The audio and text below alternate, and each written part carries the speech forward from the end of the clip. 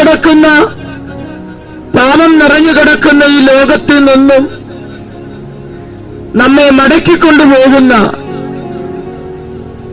ആ സ്നേഹസ്വരൂപനായ ദൈവം വസിക്കുന്ന ആ തേജസ്സിന്റെ രാജ്യത്തിലേക്ക് നമ്മെ ഒരുക്കിക്കൊണ്ടുപോകുവാൻ, നമ്മെ ആ രാജ്യത്തിലെ അവകാശികളാക്കി തീർക്കുവാൻ, നമ്മെ വീണ്ടെടുക്കുവാനാണ് ഒരിക്കൽ യേശുക്രിസ്തു ഈ മണ്ണിൽ വരുവാനിടയായത്. പാപത്തിലൂടെ അകന്നുപോയ മനുഷ്യനെ പാപത്തിൽ നിന്നും മോചനം കൊടുത്ത് ദൈവത്തോട് അടുപ്പിക്കണം. പാപം മനുഷ്യനെ മരണം കൊണ്ട് അവസാനിപ്പിക്കുമ്പോൾ ദൈവത്തിന്റെ പുത്രനായിരിക്കുന്ന ക്രിസ്തുവിന്റെ രക്തത്താൽ, ദൈവപുത്രന്റെ മരണത്താൽ മനുഷ്യന്റെ പാപത്തിന് നീക്കുപോക്ക് വരുത്തുവാൻ ദൈവം തീരുമാനിച്ചു. ഒരു മനുഷ്യന്റെ ജീവിതത്തിനകത്ത് പാപം വസിക്കുന്നിടത്തോളം കാലം അവൻ പാപത്തിന്റെ അധികാരിക്ക് അടിമയാണ്.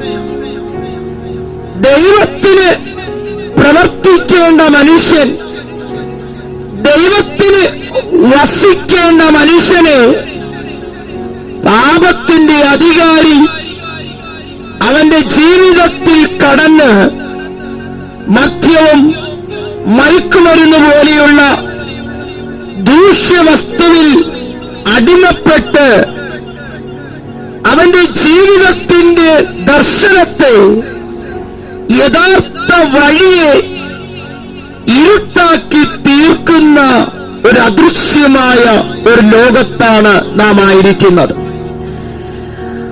ഒരു മനുഷ്യൻ പാപം ചെയ്യുമ്പോൾ, അശുദ്ധിയിൽ ജീവിക്കുമ്പോൾ സ്നേഹസ്വരൂപനായ ദൈവം വേദനിക്കുന്നു. എന്തുകൊണ്ട്? പാപം ചെയ്യുന്ന മനുഷ്യനെ ദൈവം വെറുക്കുന്നു. വിശുദ്ധിയിൽ ഇരിക്കുന്ന ദൈവം പാപം ഇഷ്ടപ്പെടുന്നില്ല. മനുഷ്യന്റെ വിശുദ്ധിയെ ഇഷ്ടപ്പെടുന്ന മനുഷ്യൻ വിശുദ്ധിയിൽ നടക്കണം. വിശുദ്ധനായിരിക്കുന്ന ദൈവത്തോടു കൂടെ മനുഷ്യൻ ജീവിക്കണം. അതാണ് ദൈവത്തിന്റെ ആഗ്രഹം. ഇവിടെ ഒരു മനുഷ്യൻ മരിച്ചുപോയാലും നശിച്ചുപോയാലും,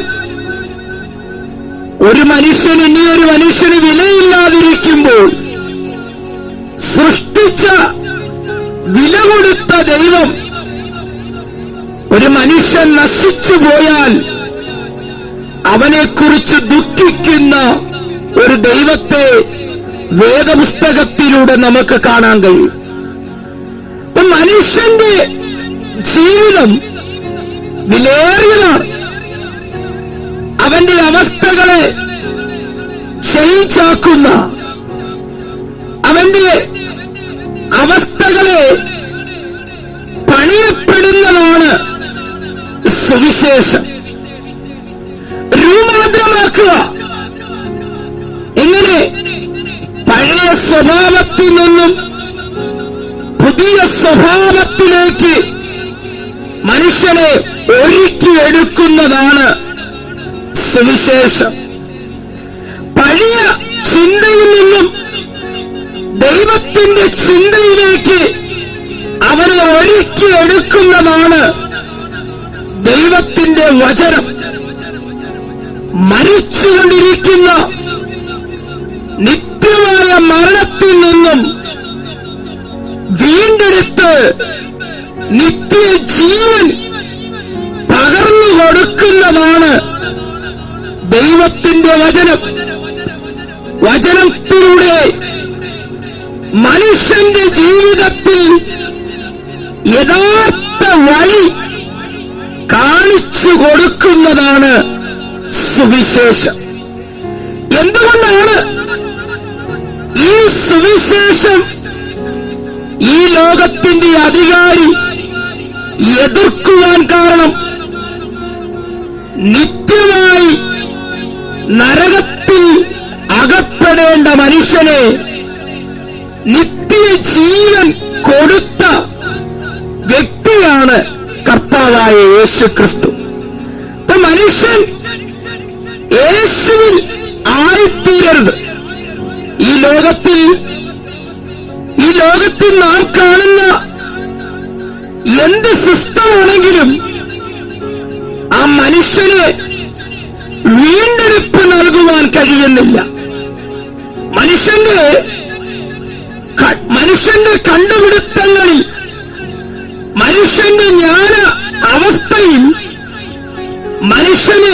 ഇനിയൊരു മനുഷ്യന് രൂപാന്തരപ്പെടുത്തുവാൻ, അവന്റെ ജീവിതത്തിനകത്ത് അവന്റെ പാപ സ്വഭാവത്തിന് രൂപാന്തരം കൊടുക്കുവാൻ ഈ ലോകത്തിലെ ഒരു ജ്ഞാനിക്കും ഒരു സിസ്റ്റത്തിനും കഴിയാതിരിക്കുമ്പോൾ യേശുക്രിസ്തുവിന്റെ വചനം, യേശുക്രിസ്തുവിൽ ഒരു മനുഷ്യൻ വിശ്വസിക്കുമ്പോൾ ആ വിശ്വാസത്തിന്റെ ഫലം അവന് രൂപാന്തരമായി തീരുകയും അവൻ പാപത്തിൽ നിന്നും, അധർമ്മത്തിൽ നിന്നും, അശുദ്ധിയിൽ നിന്നും, മരണത്തിൽ നിന്നും അവന് മോചനം പ്രാപിക്കുവാനിടയാകുന്നു.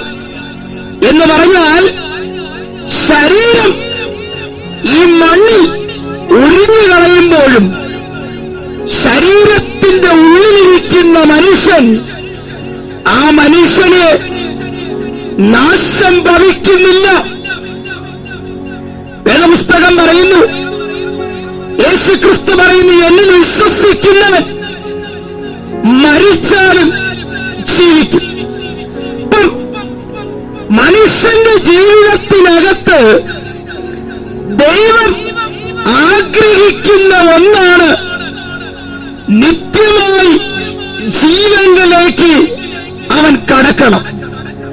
പക്ഷേ പാപത്തിൽ വസിക്കുന്നത് വരെയും അവന്റെ ജീവിതത്തിനകത്ത് അവന്റെ ജീവിതം ഒരിക്കലും നിത്യമായ ജീവനിലേക്ക് അടുക്കത്തില്ല.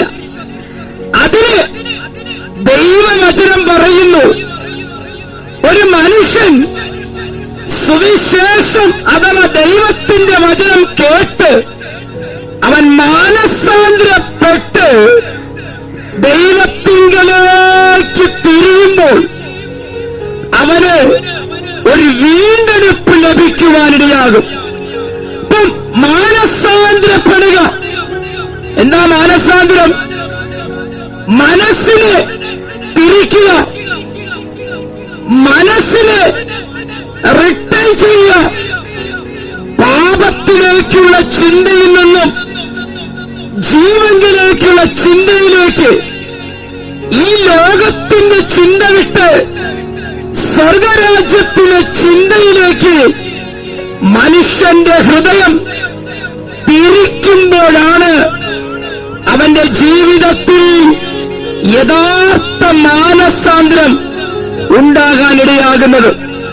ഒന്നുകൂടി പറഞ്ഞാൽ, സ്വയത്തിൽ നിന്നും ദൈവിക വഴിയിലേക്ക്, പാപ സ്വഭാവത്തിൽ നിന്നും ദൈവത്തിന്റെ ചിന്തയിലേക്ക് ഒരു മനുഷ്യൻ അവന്റെ ഹൃദയത്തെ തിരിക്കുന്നതാണ് മാനസാന്തരം.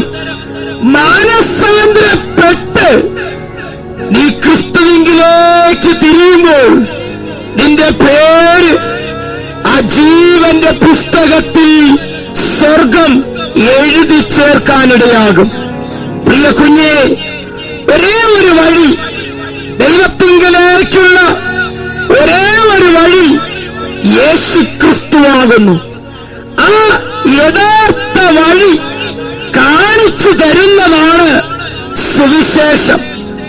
മനുഷ്യനെ നീതീകരിക്കുന്ന, മനുഷ്യനെ രൂപാന്തരമാക്കുന്ന ഒന്നാണ് സുവിശേഷം.